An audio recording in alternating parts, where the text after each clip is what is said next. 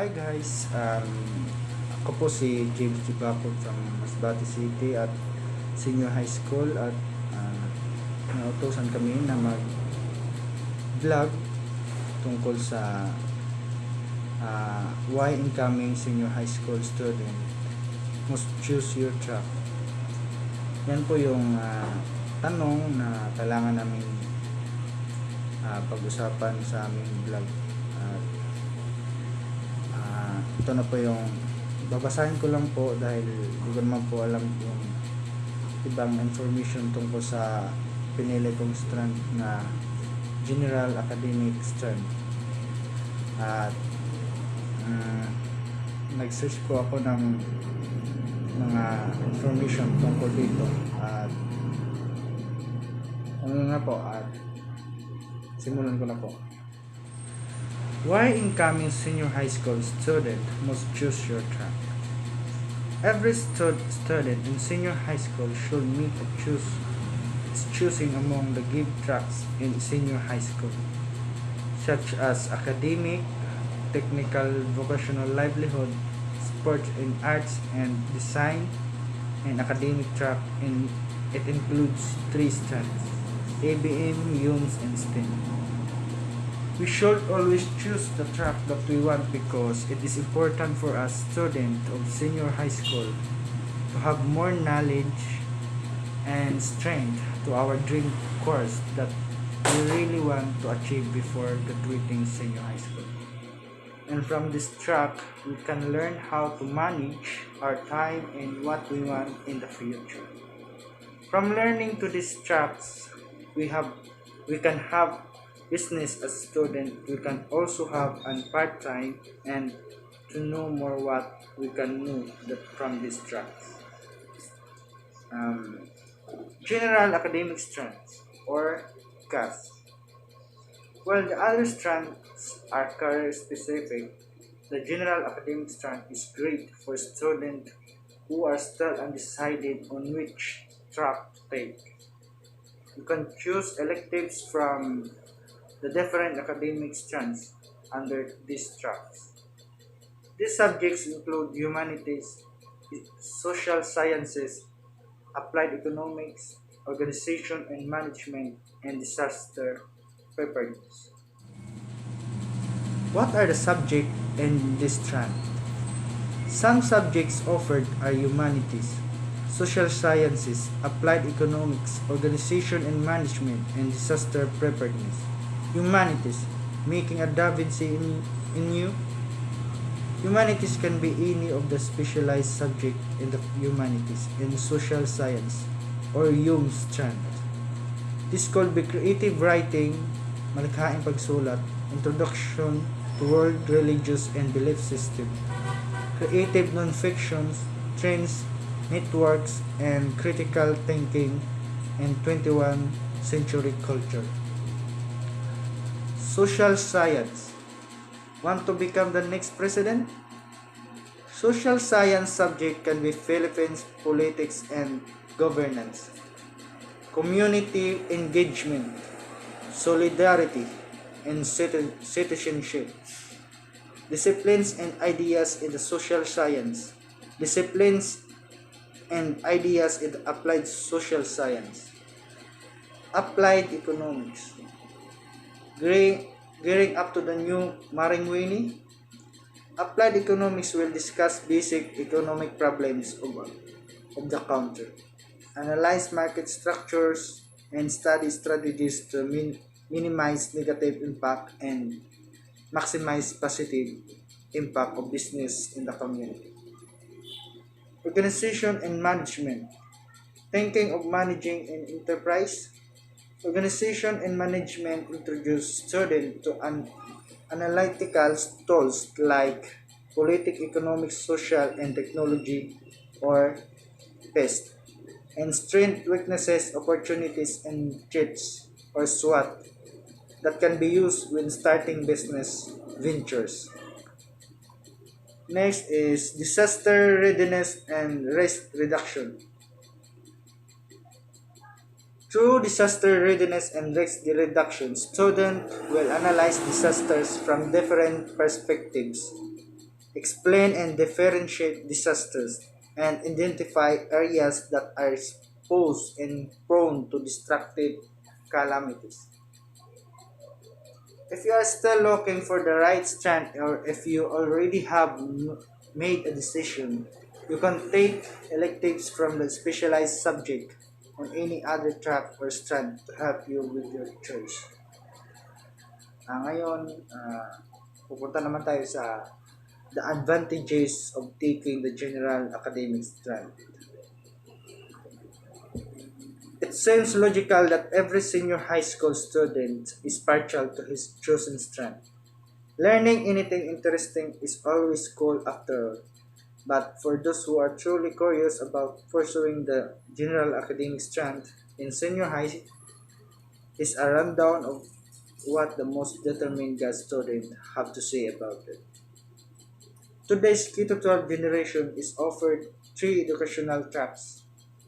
When they reach senior high school, the academic track comprises UMS that deals with humanities and social sciences, ABM for accounting, business and management, and GAS for general academics. For students who enroll in GAS, most are looking to develop their skills in reading, writing, and speaking skills.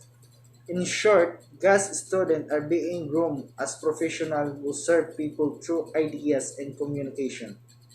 These students may someday be lawyers, professors, psychologists, or theologians.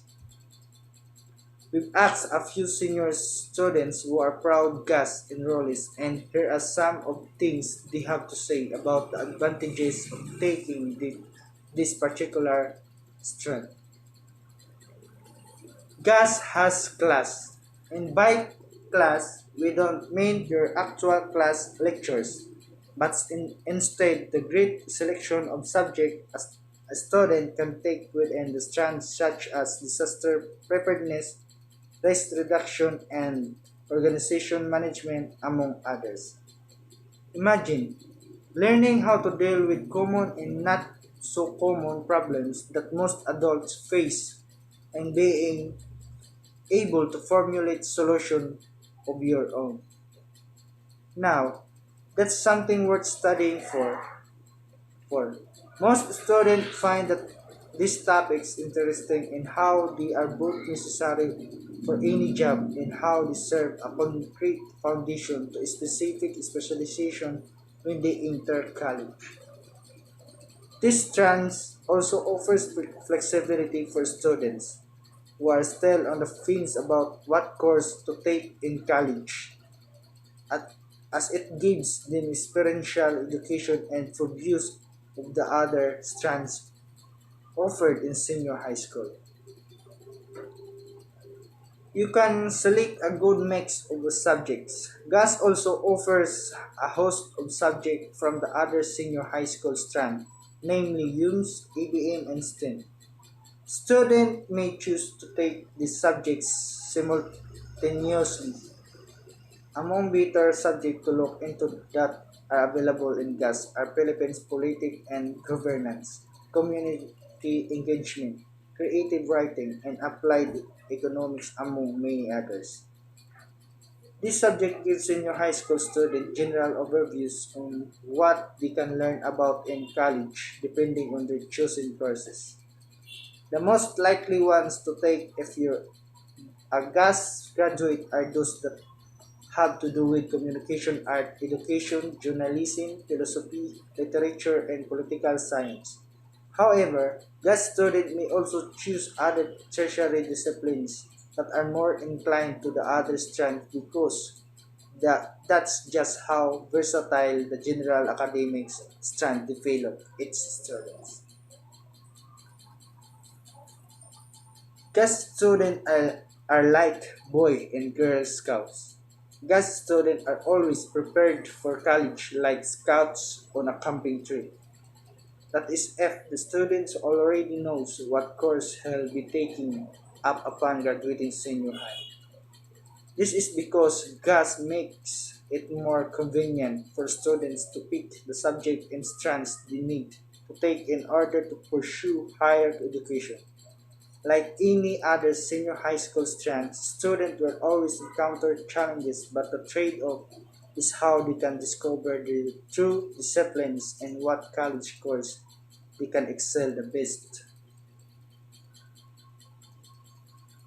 Your typical gas class is usually composed of diverse individuals who are ready to share new discoveries with each other. If you love letters, you may eventually develop an interest in numbers from the next math genius sitting right beside you in a class. That's actually one of the best advantages as a student can get when choosing CAS over the other senior high school strand. Gives a student the leverage to find his own strength as well as fresh perspective of the new things he learns from its wide range of subjects. This opportunity will finally prepare a student for college well and soon after graduation. The real world. So sa mga uh, mag-senior high school na gas na yung piliin nyo dahil yung gas kung hindi nyo pa ah, masigurado, kung hindi pa kayo nakapag-decide ng ah, tracks nyo sa pagkalis sa inyong kurso na kukunin sa pagdating ng college, ah, pasukin nyo na yung gas. Kasi ang gas, inaaralan namin yung IOMS, PBM at saka STEM. Hindi nga lang lahat ng lesson ng STEM, PBM YOMS ang inadalan namin. Pero meron rin kami inaaralan na parang YOMS na rin at kunting PBM. Kaya sa mga magsi-senior high school na gas na yung piliin mo dahil marami kayong mapipilian dito. Kung gusto nyo maging teachers, syempre gas na yung piliin nyo. Teachers, dahil dito nakalagay yung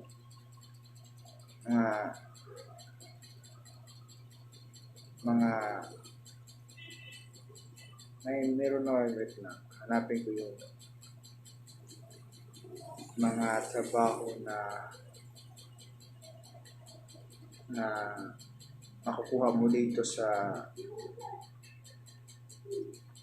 gas strand. Wait na. Ito, pag gas ka, pag graduate ka sa gas,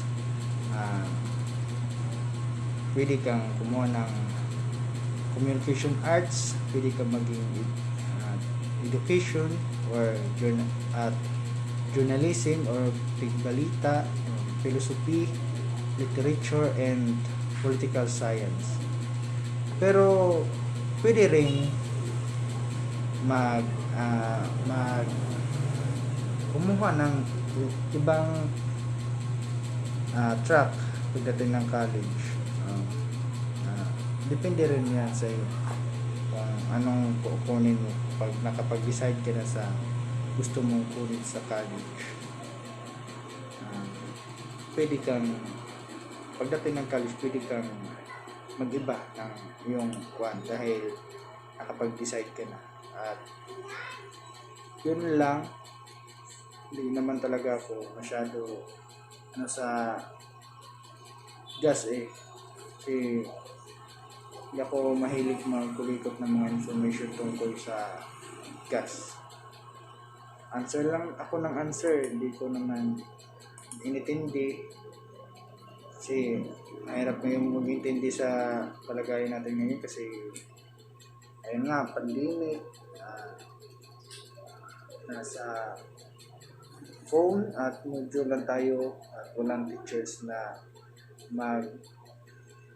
example or mag-discuss tungkol kung anong gagawin para malinawagan ang ating at makagawa tayo ng magandang output or